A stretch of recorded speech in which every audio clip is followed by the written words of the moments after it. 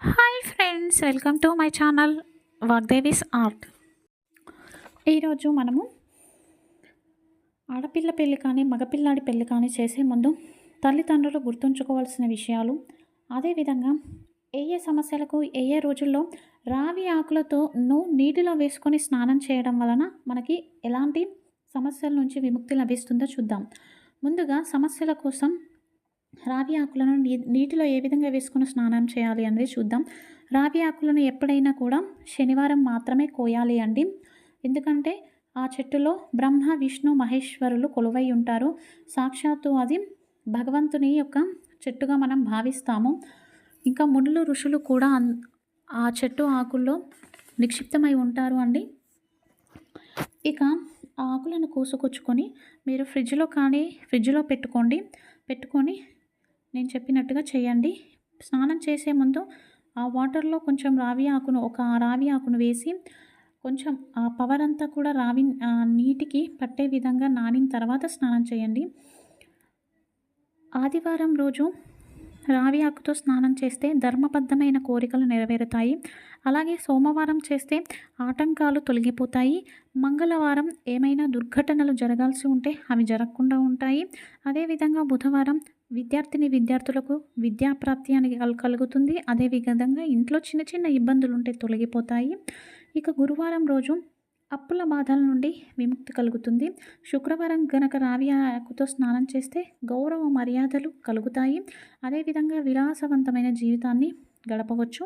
ఇక శనివారం రోజు రావి ఆకు నీటితో స్నానం చేస్తే ఏలినాటి శని, అష్టమ శని, అర్ధాష్టమ శని లాంటి శని దోషాలు తొలగిపోతాయి. అదేవిధంగా శత్రు బాధలు అనేవి కూడా తొలగిపోతాయి. ఇది ఎప్పటికీ చేయవలసిన పరిహారం అండి. నిత్యము కూడా దీని ఫలితాలు రావడానికి చాలా టైం పడుతుంది, కానీ ఖచ్చితంగా ఫలితాలు మాత్రం ఉంటాయి. అందరూ ఉపయోగించుకోండి. ఇక పిల్లల పెళ్లి చేసే ముందు తల్లిదండ్రులు గుర్తుంచుకోవాల్సిన విషయం అండి. ఆడపిల్లకి పెళ్లి చేయాలి అనుకున్నప్పుడు ఖచ్చితంగా ఆడపిల్లకి వంట నేర్పించి ఉండాలి అండి. అదేవిధంగా ఉదయాన్నే నిద్ర లేవడం కూడా వచ్చి ఉండాలి. ఎందుకంటే ఆడపిల్లలే వంట చేయాలని కాదండి ఇక్కడ ఉద్దేశం. పెళ్ళి కాగానే ఆడపిల్ల వెళ్ళి నాకు టీ పెట్టండి, నాకు కాఫీ పెట్టండి అని ఎవరిని అడగలేదు. సో నిద్ర లేటుగా లేస్తే పనులన్నీ చేసుకోవాలి. ఈ రోజుల్లో జాబ్స్ కూడా చేస్తున్నారు కాబట్టి పెళ్ళికి ముందు నుంచే ఉదయాన్నే నిద్ర లేపడం అలవాటు చేసుకోవాలి.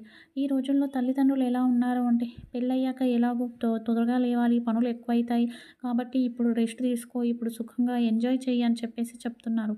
అలా చెప్పడం, అలా నెగిటివిటీని స్ప్రెడ్ చేయకండి. పెళ్ళి అంటే అదేదో కష్టమైన విధంగా అలాంటి పనులు మాత్రం చేయకూడదు. అలాగే మగపిల్లలకు కూడా చిన్న వయసు నుంచే వంట నేర్పించండి. వంట ఖచ్చితంగా ఆడవాళ్ళు నేర్చుకోవాలి, మగవాళ్ళు నేర్చుకోవాలి. అదేవిధంగా ఆ రోజుల్లో అయితే జాబ్స్ లేవు కాబట్టి అన్ని పనులు చేసుకున్నాము, పొద్దున్నే లేచాము అని అంటారు. ఆ రోజుల్లో జాబ్స్ లేవు, కానీ మన బట్టలు మనమే ఉతుక్కునే వాళ్ళం, పప్పు రుబ్బుకునే వాళ్ళం. ఇలా మనకి ఫిజికల్ ఎక్సర్సైజ్ లాగా ఫిజికల్గా మనకి పనులంటూ ఉండేవి. ఈ రోజుల్లో జాబ్స్ ఉన్నాయి, అదేవిధంగా దానికి తగ్గట్టుగానే మనకి గ్రైండర్స్, మిక్సీస్, వాషింగ్ మిషన్స్ ఇలా వచ్చేసాయి. సో దేనికి సమన్వయం చేసుకుంటూ మీరు పిల్లలకి సంబంధాలను చూడాలండి. ఇక ఆడపిల్ల జాబ్ చేసేటప్పటికే మా పేరెంట్స్‌కి ఇల్లు కొందామని చెప్పేసి కొనడం, దానికి సరిపడా ఈఎంఐ పెట్టుకోవడం, ఇక పెళ్లి చూపుల్లో భర్తకు చెప్పడం, కొన్నాళ్ళు భర్త బాగానే ఉంటాడు. తరుపరి నాకు శాలరీ సరిపోవట్లేదు, నీ శాలరీ కూడా కావాలి అని చెప్పేసి గొడవపడడం ఇలాంటివి జరుగుతున్నాయండి ప్రజెంట్ సిట్యుయేషన్స్‌లో. కాబట్టి మీరేం చేయాలి అంటే పెళ్లి కాగానే ఆ భర్త వచ్చేవాడు ఎలా ఉన్నాడో చూసుకోండి. అర్థం చేసుకునే భర్త ఉన్నప్పుడు మంచిగా అప్పుడు ఇల్లు కట్టించుకోండి.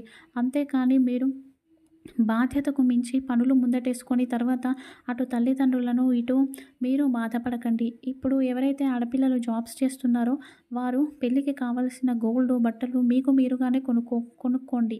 వాటిని తల్లిదండ్రుల మీద భారంగా వేయకూడదు. సో అలా వేయకుండా మీరు పని చేసుకోవడం వలన మీకు ఇబ్బంది కలగదు, ఆడపిల్ల తల్లిదండ్రులు కూడా ఇబ్బంది పడకుండా ఉంటారు. మగపిల్లలుగా పెళ్లి చేసే తల్లిదండ్రులు ఎలాంటి జాగ్రత్తలు తీసుకోవాలో రేపటి వీడియోలో చూద్దాం.